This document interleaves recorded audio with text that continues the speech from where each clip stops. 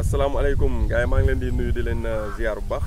ñu dalalaat fii ko professeur Ousmane Ndiaye comme ni ngeen ko xamee muy tradi praticien ñuy rappelé nag toujours nag numéro mooy numéro boobu di affiché suuf vidéo pour koo xam ne soxla nga ko directement nga mën ko contacter mais nag ñu koy bañ a contacter di ko laaj loo xam ne leeral na ko ci vidéo yi parce que des fois tamit xam nit ñi da ngay jël benn vidéo jël sa temps leeral ci ba mu leer li nga expliqué ci vidéo bi duñ seetaan vidéo ba mu jeex di la ko poser question loolu ñu koy éviter tam voilà ku koy soxla nga koy soxlaa ci loo xam ne da nga gën a bëgg mu gën a leer te peut-être waxu ko ci vidéo bi wala nga am jafe-jafe dem seeti ko directement mu mën la indi ay saafara waaw mais li ñu wax ci vidéo bi moom jarul di ko laajaat pour mu la koy répéter mais pour confirmation la comme xas na ko wax voilà loolu ñu ciy bàyyi xel baax a baax parce que temps dafa jafe te mi ngi bàyyi temps ñëw def vidéo bi kon ku si nekk loo gis wax na ko ci vidéo bi nga xam ni loolu mu wax loolu mooy li nga xam ne moom la ci xam nga bañ dem ci moom mu la koy répéter te temps bëriwul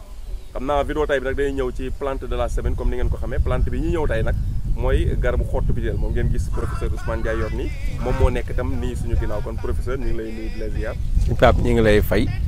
di la ñaanal ci liggéey bi nga xamante ni yaa ngi koy def yaag seen waa équipe di Sama Xalaat TV donc di nuyu téléspectateurs yi nga xam ne ñu ngi suivre ci Sama Xalaat TV ci seen chaîne comme ni ñu koy yàggee di defee rek tey ñu ngi ñëw waxtaan ak yéen ci garab gi nga xamante ni mooy xottu biteel problème respiration bu ñu ko waxee muy asthme ak sëqët ak yooyu baax na ci donc yemul rek ci asthme bi mais sëqët beeg yooyu da koy soigné waale bu ko defee tamit problème nga xamante ni ñu am nañ problème infection urinaire maanaam ñi nga xam ne dañu amoo jafe-jafe ci wàllu saw ñoom it mën nañuy utiliser plante bi ñuy wax xottu biteel bi nga xam ne moom lañ téye nii donc moom xottu biteel boobu ci principe actif yooyu comme sànq ñu koy wax ci dafa am ay huile essentielle wax nañ la ni huile essentielle bokkut ak huile végétale huile essentielle boobu da ci plante bi lañ koy extraire génnee ko day mel ni sous forme de ndox lay nekk nga xam ne bokkut ak sirop bokkut ak gélule bokkut ak nu mu tuddati encore teinture mère donc yooyu yëpp ay xeetu nu ñu mën a génnee principe actif ba di ci liggéey mooy maanaam xob yi la ñuy jël wala ko def ko sunguf rek def ko ci ay capsule jël wala ko comme théramique ni mi mel waaw noonu lañ principe actif yi waaw mooy maanaam garab yi ñuy gis ci pharmacie yi bu ñu leen di defar à partir garab yi dañuy dindi ci garab yi yóbbu ko defar ci comprimé sunguf yi waaw loolu la ñuy wax principe actif loolu mooy li nga xam ne en général mooy faj donc parfois loolu boo ko ñàkkee rek garab gi mënatu la faj donc moo tax nag en général comme Sénégal ni ñuy utiliser garab loolu tax du faj parce que saxaw bi ñu koy ndekkee ñëpp Sénégal bëri na su fekkoonte ni tey duñ ko baxal dina leen fajal lu bari baxal gi day rey mais day rey principe actif yi waaw day dem ba principe actif yi dootul dund su ko defee nag ndox rek moo fay nekk ak kii dañuy naan noonu rek mais su fekkoon dañ koy infuser moo tax ñu lay wax nga def ko infuser nga xam ne principe actif yi du dee te ndox mu tàng boobu mooy xëcc principe actif yi ba mu dugg ci ndox mi ngay naan donc waaye parce que booy infuser mooy nga teg affaire bi waaw ba mu set baxal fee ndox waa kay sorti ci ubbi ko waaw wala ba mu mel ni nga ko bëggee nga gis nga couleur bi ni muy wàccee noonu nga xam ne da koy kii day wàcc bu baax léegi nag day yàbbi ci ndox mi loolu ngay utiliser donc bu ko defee noonu ñun loolu lañ gën a xam donc bu ko defee mu nekk garab goo xamante ni dafa bëri njariñ mais ñi nga xam ne dañu amee rhumatisme wàllu sedd ak yu demee noonu moom mën nañ koy utiliser ak tànk yu ruux ak yu demee noonu yu metti ñoo xaw a bokk xeet rek mooy rhumatisme rek mooy tout ce qui est douleur musculaire et articulaire la musculation mooy xeet yooyu rek yoom daf koy faj donc plante la boo xam ne dafa bëri njëriñ Pape ci wàllu médecine mais ñun moom comme ni ma ko waxee sànq day dàq yoo tamit comme nawet bi a ngi jub si ñi nga xamante ni dañuy am yoo même sibiru daf koy faj même sibiru malaria moom garab gi baax na ci. léegi bu dee pour dàq yoo bi nuñ koy jëfandikoo. waaw bu dee pour dàq yoo bi moom soit comme ni ñu ko waxee woon soit bu fekkente ni li ñu gën a yomb ñun mooy xob yi moom ngay jël en général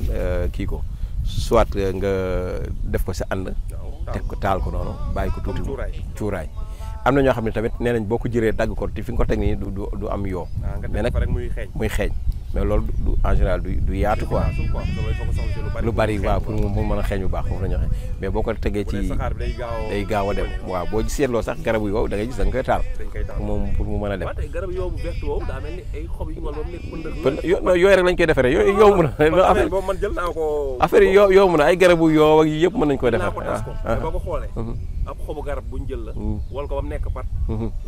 fexe muul ko defar ko mu cercle noonu rek la ñuy defar ay garab waaw noonu ça dépend nag man nag xaw ma ban garab la mais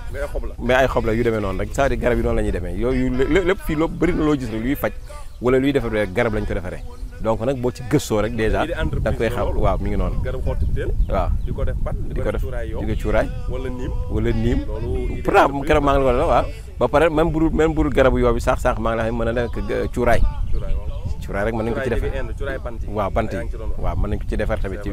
ci niim bi comprendre nga xam nga am na cuuraay yu gaaw fi dàq yoo ak yu demee noonu te day jar mais ñun daal Pape ñu ngi noonu ñoo liggéey la affaire yi daal boo ko toppee moom da ngay mujj mer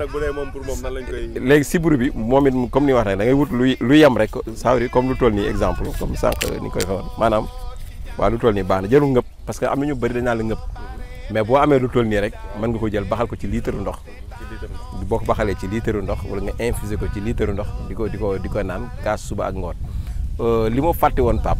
mooy que ni dafa xaw a toxique aussi donc prolongé di ko utiliser lu bari baaxul. dañ ciy bañ a xaabaabal. da nga ko bañ a xaajaabal maanaam boo ko utiliser 10 jours exemple mën nga arrêté bàyyi waat ay 20 jours wala 1 mois doo ko utiliser waat fukki fan yi waaw su jeexee daal mën nga arrêté toogaat lu yàgg peut-être doo koy jëlaat xale bu amagul 2 ans tamit bu mu koy utiliser waaw xale bu ndaw bu amagul ñaari at war koy utiliser donc voyez donc yooyu yëpp nag dafa baax ci ñi nga xam ne dañuy joxe garab ñu war a xam détails yu demee noonu donc moo tax kii seetaan bu mu ni doomam dafa am asma rek dem jël ko rek defal ko non. garab tubaab bi loolu rek la ñuy dominer. waaw kay bind at yi bind dose yi waaw mais ñun it dañoo war a gëstu ci loolu surtout ñuy faj donte boo waxee posologie bi donte ñun gëstu nañ ci sax mais du ñëpp mais am na ñoo xam ne boo waxee dañ naan la non tubaab bi loolu la ñu rawee fekk nangam mais ñun it yàlla def na loolu tamit xam nañ ko garab bu ñuy joxe waaw bu dee xale dose bii la bu dee mag dose bii la te waaw yooyu yëpp nag médecine traditionnelle bi ñuy wax ni am na ko ñun suñu garab yëpp noonu la am na posologie am na yëpp ñu lay waxee effectivement góom moom damay yàgg naa dégg mosuma ko nag utiliser yama yàgg dégg ñu ne xottu butéel baax na ci góom effectivement moom bu dee góom moom en général da ngay jël xottu butéel bi nga tuccal ko dëbb ko waaw kay waaw ba mu tooy noonu nga jël ko taf ko ci bande ko bu la neexee léegi chaque 2 heures de temps boo mënee nga changé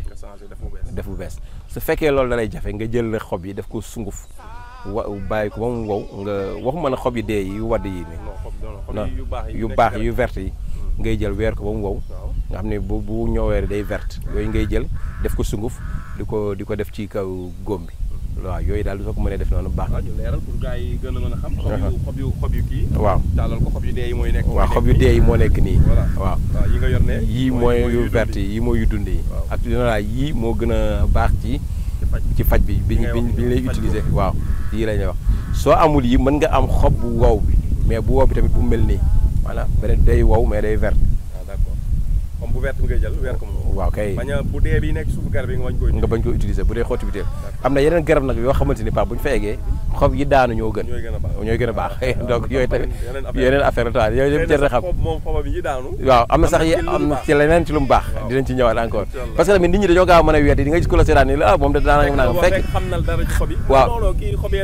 waaw kay ñu daa am ci lu ñuy wax kay exemple moo tax day jëral leeral tamit parfois effectivement noonu lay demee donc bu ko defee baax na ci ñi nga xamante ni dañoo am góom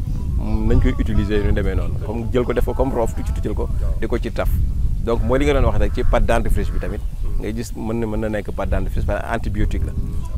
mooy principe actif yi ñu la waxoon donc waaye kon daal Pape mi ngi noonu daal c'est-à-dire que garab yi non seulement mën nañu faj mais mën nañu nekk entreprise de boo xamante ni war nañ ci mën a liggéey lu bari ci Sénégal donc ñi nga xamante ni ñu ngi ñuy suivre war nañoo mën a def loo xamante ni soit projet yoo xamante ni comme que garab yu bëri ñi ngay dee war nañoo mën a am benn terrain boo xamante ni jardin botanique boo xamante ni yenn plante yu bëri fa lañ koy. garab yi nekk voie de disparition waaw ñu leen fay jëmbat di leen mën a multiplier yu demee yooyu waaw yooyu yëpp war nañ ci mën a xalaataat nit ñi di ko liggéey quoi parce que tamit xam naa dinañ ci def vidéo suñuy sët ak suñuy doom ak suñuy sëtaat foog ñu préparer leen waaw mais nag bu ñu leen préparé wul ñun ñoom bu ñu màggee dañu am jafe-jafe donc moo tax. te loolu nag projet état la ko privé la. am na ñaar sax ñu ma gis yaakaar ne yow xaw ma Thiès la xaw ma Louga xaw ma fan télé bi laa ko gis journal. maanaam dafa am moom ay hectares yu bëri moo ko moom mu dem uti ay garab yu raar yu bëri jëmbal ne dafa lay bëgg maintenir effectivement état moo ko war a jàppale ku am doole def ko nag baax na parce que di nga ci am tuyaaba di nga ci am yiw mais nag état moo war a jàppale yu mel noonu tamit macha allah. waaw loolu xam naa am na solo trop kon xam naa daanaka njariñ li nga wax ci xottu biteel ko ci jàpp rek daanaka di nga xoole xottu biteel beneen bët effectivement bokkul ak di nga daan romb rek jàpp garab bu fi toog nii la toog effectivement amul ay fruits yu ñuy lekk amul dara te keram fattul waaw moom ker gi fattul na effectivement te noonu la bëre njëriñ loolu rek waaw te yaakaar naa sax xam naa di ko seetlu xëy na di nga wax ñu ci loolu xëy na bu fekk am na loo ci xam ne moo tax ñu koy def en général bëri na fu ñu koy jëmbat di ko fa rangale comme fii ñu nekk nii dañ ko fay jëmbat rangale ko waaw jëmbat boobu ñu koy jëmbat di ko rangale fu am ay géej wala fu am ay àll wala yooyu loolu eaux et forêt boo xoolee ñoom domaine bu ñoom loolu lañ gën a maîtriser maanaam ñoom xottu biteel ak filao ñaari garab yooyu dafa am waaw gis nga boo seetloo ci géej gi fi mu nekk da ngay gis ñoom dañ ko fay jëmbat wala ci seen forêt yi donc eaux et forêt fépp foo xamante ni ñoom ñoo ko gérer rek dañ fa def filao ak